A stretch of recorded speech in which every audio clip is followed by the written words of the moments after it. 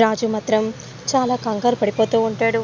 అసలు అమ్మ ఎందుకో ఇలా మారిపోయింది, అమ్మ ఎందుకు అర్థం చేసుకోవట్లేదు, శ్వేతను మళ్ళీ ఎందుకు పెళ్లి చేసుకోమని అంటుంది, నేను ఏం చెయ్యాలి, కానీ అమ్మాయి గారిని తప్ప నేను ఇంకెవరిని కూడా ఊహించుకోలేను, అమ్మాయి గారు ఏం చేస్తున్నారో ఏంటో అని మనసులో అనుకుంటూ వెంటనే ఫోన్ చేస్తూ ఉంటాడు. అంతలో రాజు, అమ్మాయి గారు ఏం చేస్తున్నారు అమ్మాయి గారు, అమ్మాయి గారు, రాజు, మ్, మళ్ళీ నువ్విలా ఫోన్ చేస్తావని అనుకోలేదు రాజు, నాకు చాలా కంగారుగా ఉంది. అమ్మాయి గారు మీరేం కంగారు పడకండి, అమ్మేమో ఆ శ్వేతను మళ్ళీ పెళ్లి చేసుకోమని అంటుంది. ఏంటి రాజు నువ్వు అంటుంది? అవునమ్మాయి గారు, కానీ నా మనసులో మీకు తప్ప మరెవరికి కూడా చోటు ఉండదు అమ్మాయి గారు. రాజు, నువ్వు ఎలాంటి వాడివో నాకు తెలియదా రాజు, అమ్మాయి గారు నాకు మిమ్మల్ని చూడాలని అనిపిస్తుంది, నాకు కూడా రాజు నేను చూడాలని అనిపిస్తుంది రాజు. సరే అమ్మాయి గారు, నేను అప్పుడు వచ్చాను కదా, అలాగే వస్తాను అమ్మాయి గారు. సరే రాజు అని విధంగా అంటూ కాల్ని కట్ చేయగానే, అంటే ఇక్కడికి రాజు వస్తాడా, అసలే జీవన్ ప్లాన్ చేశాడు కదా. మమ్మీ, ఇక్కడికి రాజు వస్తే ఎలా మమ్మీ, రానివ్వరా, ఎందుకు కంగారు పడుతున్నావు, రానివ్వు, ఎందుకు మమ్మీ ఎప్పుడు ప్రతిసారి ఆ రాజు ఆటంకాలు పెడుతూనే ఉంటాడు కదా మమ్మీ. ఏరా నువ్వేం కంగారు పడకో, ఎందుకంటే ఎలాగో జీవన్ బాంబ్ బ్లాస్ట్ ఇక్కడ ప్లాన్ చేశాడు కాబట్టి అదే సమయానికి రాజు వస్తే రానివ్వు, ఆ నింద రాజుపై పోతుంది, ఒకవేళ నా తమ్ముడు బతికినా కూడా ఈ బాంబ్ బ్లాస్ట్ ఆ రాజుగాడే చేశాడని వాడి మీద నింద జీవితాంతం పడుతుంది, కాబట్టి నువ్వు కంగారు పడాల్సిన అవసరమేమీ లేదు అనే విధంగా విజయాంబిక అంటూ ఉంటే దీపక్ ఆలోచిస్తూ ఉంటాడు. సరే మమ్మీ.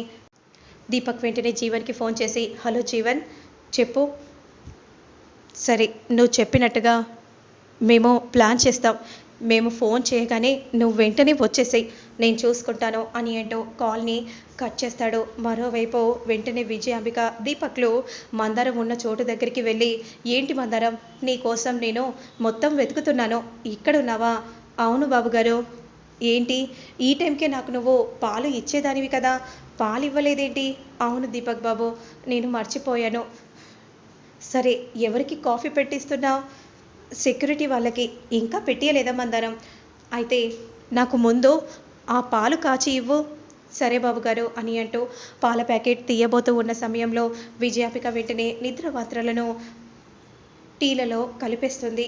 అప్పుడు వెంటనే విజయాంబిక టీ పోసేసి, నువ్వు వెంటనే వెళ్ళి సెక్యూరిటీ వాళ్ళకి ఇచ్చేసిరా, సరే అమ్మగారు, కానీ దీపక్ బాబు అడిగారు కదా, దీపక్ బాబుకి నేను చేసి ఆ తర్వాత ఇస్తానులే, నేనున్నాను కదా, నువ్వు వెళ్ళు అని అనగానే వెంటనే మందరం వెళ్ళి సెక్యూరిటీ గార్డులకు టీని ఇస్తూ ఉంటుంది.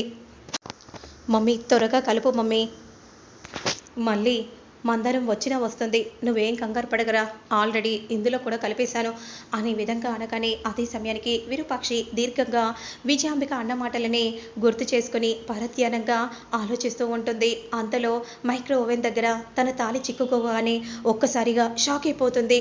ఏంటి నా తాళి ఇలా చిక్కుకుంది ఏంటి అనే విధంగా అనుకుంటూ వెంటనే తన తాళిని చూసుకొని చాలా కంగారు పడిపోతూ బాధపడిపోతూ ఉంటుంది.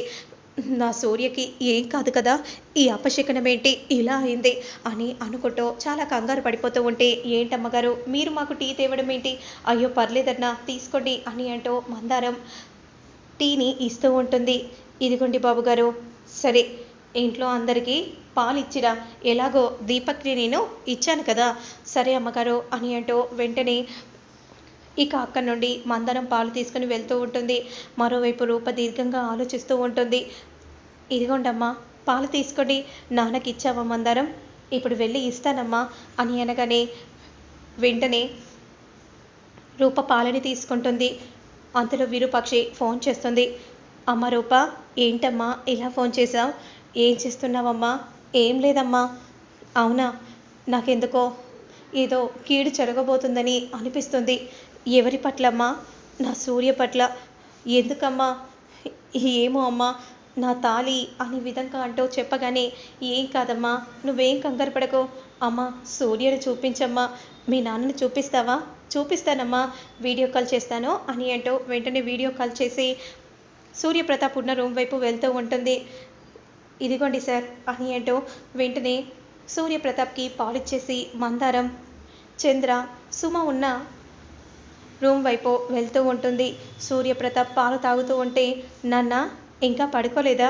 పాలు తాగుతున్నానమ్మా, పాలు తాగి పడుకుంటాను అనే విధంగా అంటూ, సరే నాన్న గుడ్ నైట్ అనే విధంగా అంటూ అక్కడి నుండి వెళ్తూ ఉంటే, అమ్మ చూసావా? చూశానమ్మ రూప, ఇప్పుడు కాస్త నా మనసు కుదుట పడింది. సరే అమ్మ మరి గుడ్ నైట్ అని అనగానే వెంటనే అక్కడి నుండి వెళ్తూ ఉంటే, మరోవైపు ఇక సెక్యూరిటీ వాళ్ళు పడుకొని ఉండడాన్ని చూసి వెంటనే దీపక్ జీవన్కి ఫోన్ చేస్తూ ఉంటాడు. ఇక రూప రాజుకు ఫోన్ చేస్తుంది. రాజు ఎక్కడ ఉన్నావు రాజు? అమ్మాయి గారు నేను వస్తున్నాను, మీరు ఏం కంగారు పడకండి, ఆన్ ది వేలో ఉన్నాను. సరే రాజు జాగ్రత్తగా రా, సరేనా? సరే అమ్మాయి గారు. ఇక అందరు కూడా మంచి నిద్రలోకి జారుకుంటాడు. అప్పుడు దీపక్ వెంటనే జీవన్కి ఫోన్ చేసి, హలో జీవన్, చెప్పు దీపక్, అందరూ పడుకున్నారు. నువ్వు మా మామయ్య రూమ్ వైపు ఎలా వస్తావో తెలుసు కదా, వెనుక రూమ్ నుండి స్టెప్స్ ఎక్కి పైన ఉన్న రెండో రూమ్లోనే మా మావయ్య ఉంటాడు. సరే నేను చూసుకుంటాను, పద మమ్మీ ఇక మనం మన రూమ్లోకి వెళ్దాం. రే నీకు బ్రతకాలని లేదారా? ఎందుకు మమ్మీ అలా అంటున్నావు? పేలితే మనం ఉన్న రూమ్ కూడా పేలితే ఏం చేస్తావురా? పద మనం బ్రతకాలి కదా అని అంటూ వెంటనే దీపక్ని తీసుకుని అక్కడి నుండి విజయాంబిక వెళ్తూ ఉంటుంది. మరోవైపు రౌడీలను వెంటనే రేయ్ వెళ్ళండ్రా అని జీవన్ అనగానే రౌడీలు ఇంట్లోకి చొరబడుతూ ఉంటారు. సుమ, చంద్ర, సూర్యప్రతాప్, సెక్యూరిటీ గార్డ్స్ అందరూ మంచి నిద్రలో జారుకుంటాడు. అందరూ నిద్రపోయి ఉంటారు. అదే సమయానికి జీవన్ రౌడీలతో పాటు ఇంట్లోకి అడుగు పెడతారు. రూప మాత్రం రాజు కోసం ఎదురు చూస్తూ ఉంటుంది. మరి ఆ తర్వాత ఏం జరుగుతుందనేది మళ్ళీ నేను నెక్స్ట్ వీడియోలో అప్లోడ్ చేస్తాను.